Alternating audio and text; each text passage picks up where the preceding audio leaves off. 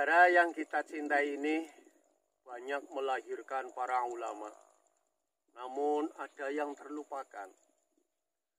Negara yang kita cintai ini ternyata melahirkan seorang sosok ulama wanita yang pertama. Beliau adalah Syekhah Khairiyah, putri daripada ulama besar Kiai Haji Hasyim Asy'ari. Beliau selalu mendampingi sang suami mengembangkan ilmu dan sekaligus menyebarkan Islam terutama di lingkungan pondok pesantren. Beliau inilah yang pertama menggagas adanya pondok pesantren putri yang ada di Indonesia. Untuk itu ikuti terus jejak kami yang akan mengupas secara singkat daripada ulama wanita Indonesia yang pertama, yaitu Syekhah Khairiyah. Terima kasih. Assalamualaikum warahmatullahi wabarakatuh. Sebelum saya membacakan secara singkat Syekhah Khairiyah Hasyim, terlebih dahulu saya mohon saran dan kritikannya terutama kepada para ahli sejarah, keluarga besar Pondok Pesantren Tebu Ireng, pengurus wilayah Nahdlatul Ulama Jawa Timur maupun Laduni Group. Dalam membacakan sejarah singkat ini, mudah-mudahan menjadi inspirasi untuk generasi-generasi penerus Islam, terutama kaum hawa. Karena negara yang kita cintai ini telah melahirkan seorang sosok ulama perempuan yang pertama di Indonesia, yaitu Syekhah Khairiyah. Syekhah Khairiyah adalah putri kedua dari 10 bersaudara pasangan ulama besar Kiai Haji Hasyim Asy'ari dan Nyai Nafiqah.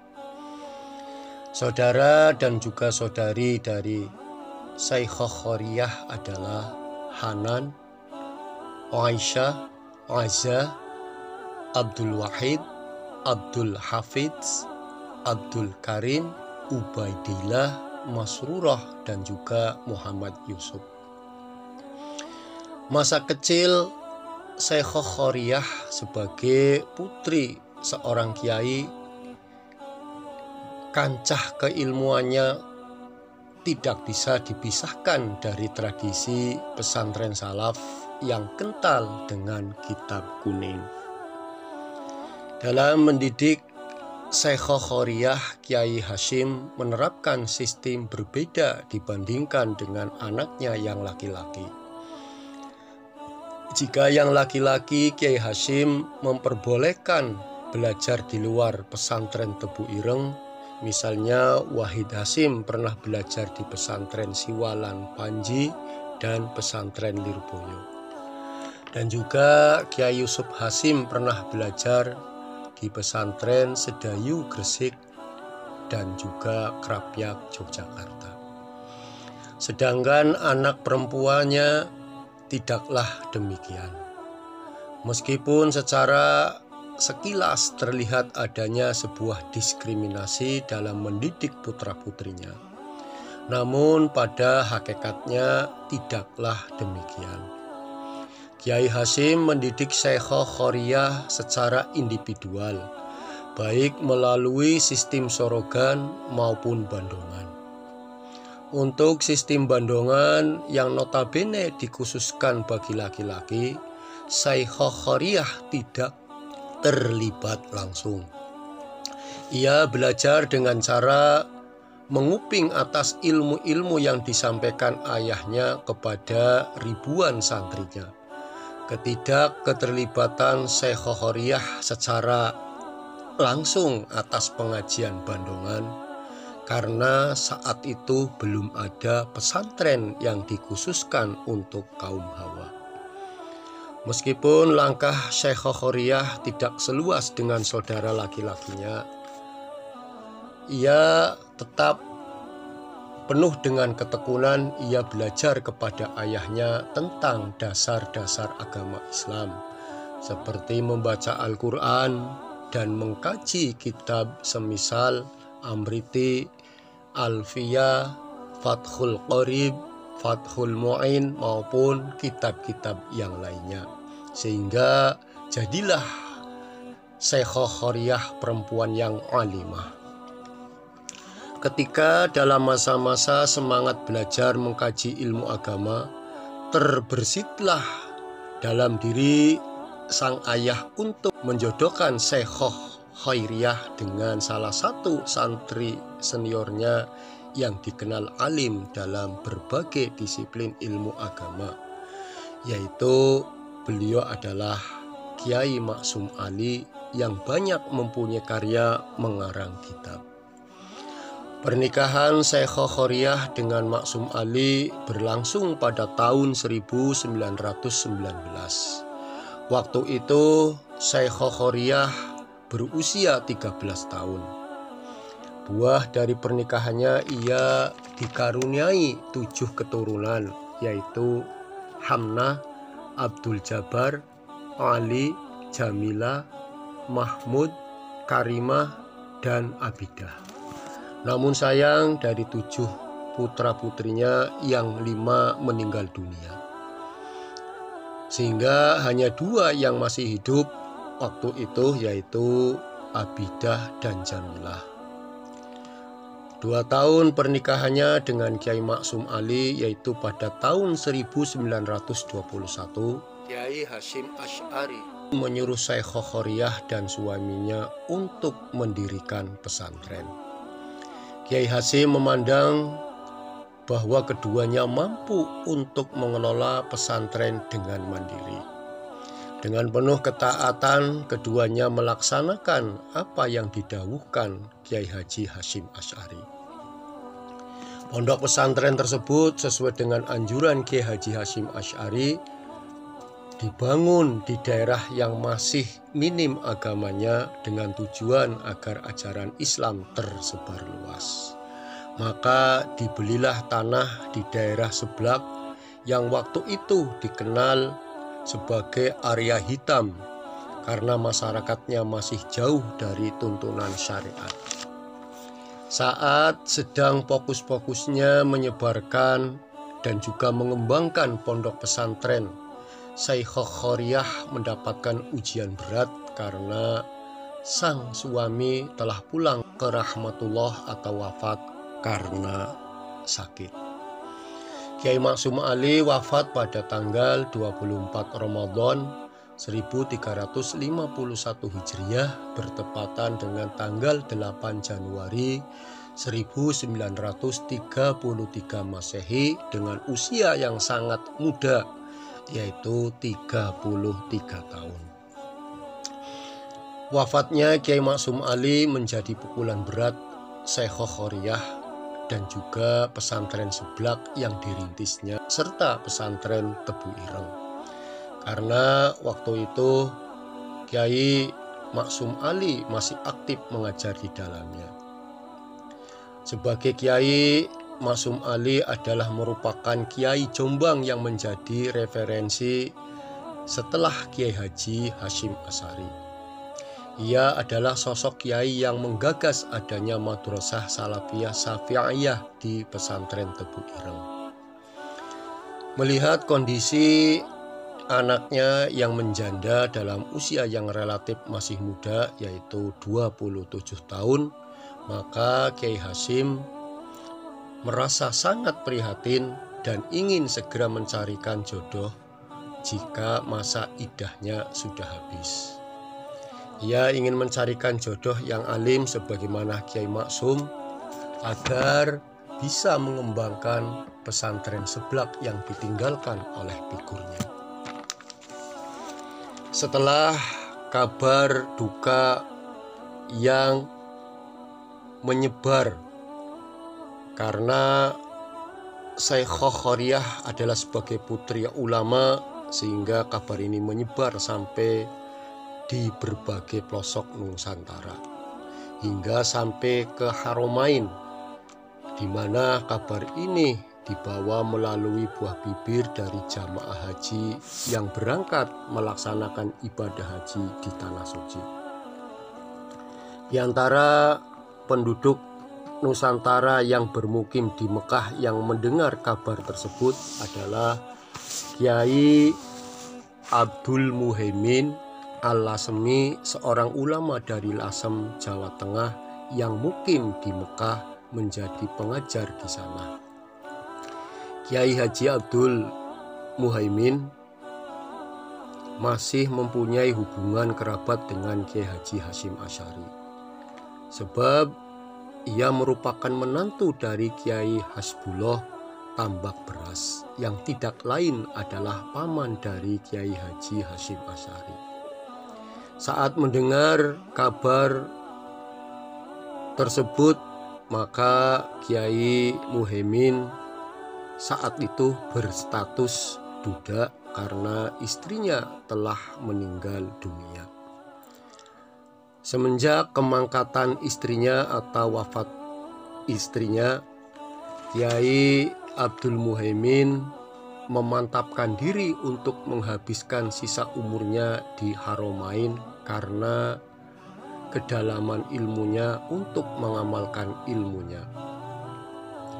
Begitu tingginya ilmu yang dimiliki oleh Abdul Muhaimin, maka Kiai Muhaimin diangkat menjadi mudir am di Dar al-Ulum yang pelajarnya berdatangan dari negara-negara, terutama adalah dari berbagai negara yang ada di Asia Tenggara. Di samping sebagai pengajar, Kiai Muhaimin juga sebagai ketua Majelis Rodotul Munadzirin, yaitu sebuah ajang diskusi atau basul masail yang membidangi khusus kajian ilmu fikih, di mana pesertanya dari berbagai kalangan ulama dan juga pelajar Melayu yang berada di Haromain. Mendengar kabar pinangan dari Kiai Abdul Muhaimin, Kiai Hasyim sangat berbahagia karena cita-cita mempunyai menantu yang alim dikabulkan oleh Allah. Begitu bahagianya, ia bahkan mengabulkan permintaan Kiai Abdul Muhaimin untuk membawa Syekhah Khoriyah ke Mekah guna menemani dakwahnya di sana. Karena banyaknya wadifah atau tugas keilmuan yang diemban oleh Kiai Muhaimin, maka masalah ijab kabulnya atas pernikahannya ia serahkan ke keluarganya yang ada di Lasem, yaitu Kiai Baidowi Ibnu Abdul Aziz, kakak kandung Kiai Abdul Muhaimin. Acara ijab kabul pernikahan dilangsungkan di kediaman Kiai Baidowi pada tahun 1938 Masehi.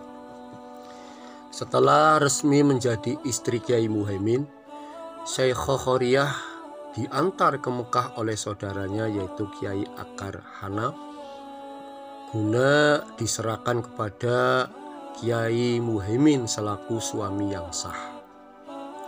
Dengan menjadi istri Kiai Muhaimin, maka keilmuan Syekhah Khoriyah semakin terasah dan membawa arus kebaikan terutama dalam mendalami ilmu agamanya. Maka dengan langkah yang penuh semangat ia mendampingi suaminya untuk mengkaji berbagai ilmu.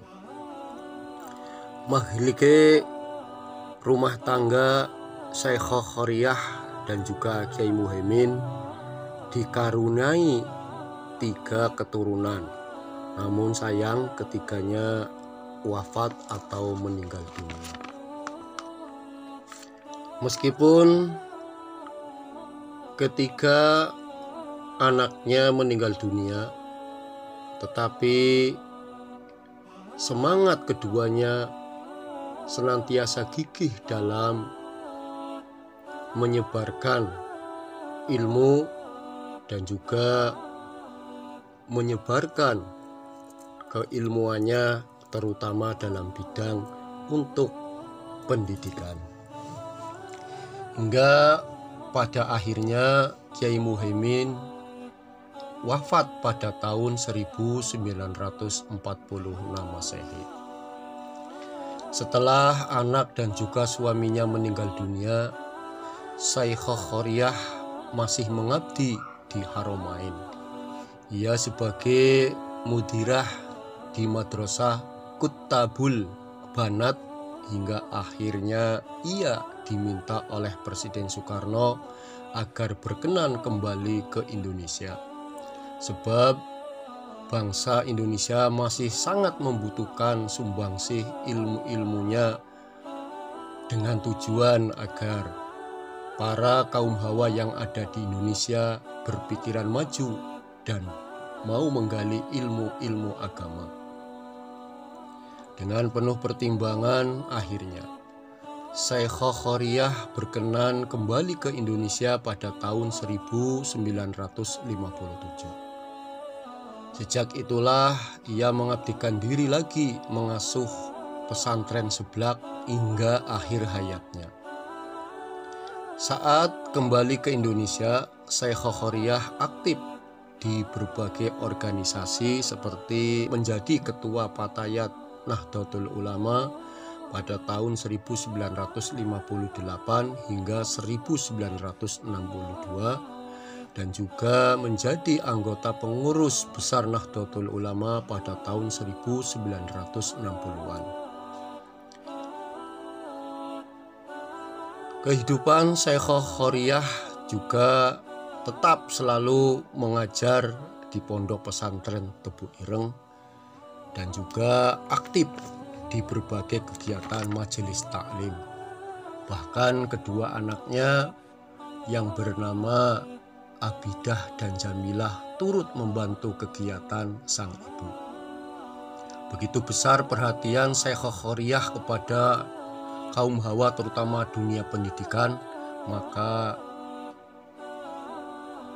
Syekhah Khoriyah dibantu kedua putrinya mendirikan sebuah pondok pesantren khusus putri. Jadi singkat cerita bahwa pondok pesantren putri digagas oleh Syekhah Khoriyah sebagai ulama pertama wanita yang ada di Indonesia. Begitu besar jasa seorang ulama wanita Syekhah Khoriyah, maka beliau diabadikan di negara Saudi Arabia, berdiri sebuah universitas yang bernama Universitas Khoriyah. Kita sebagai bangsa Indonesia yang cinta dengan ulama otomatis merasa bangga bahwa negara yang kita cinta ini ternyata telah melahirkan sosok ulama wanita yang berperan penting dalam berbagai kehidupan, terutama adalah dakwah dan juga keilmuannya untuk membina kaum wanita yang ada di Indonesia.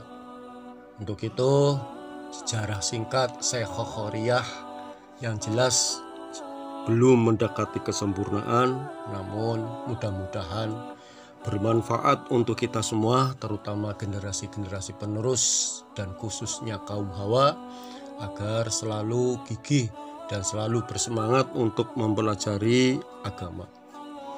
Mudah-mudahan membawa kebaikan untuk kita semua. Kurang lebihnya mohon maaf. Wallahu muwaffiq ila aqwamit thoriq. Assalamualaikum warahmatullahi wabarakatuh.